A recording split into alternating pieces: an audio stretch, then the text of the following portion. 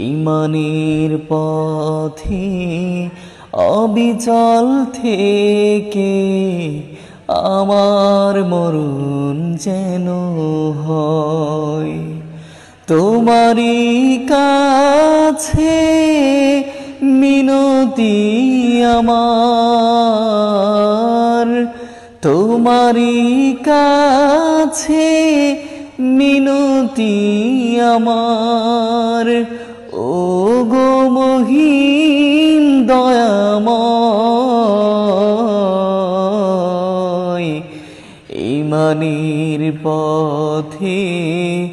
অবিচল থেকে আমার মরণ যেন হয় ঈমানের পথে অবিচল থেকে আমার মরণ যেন হয়।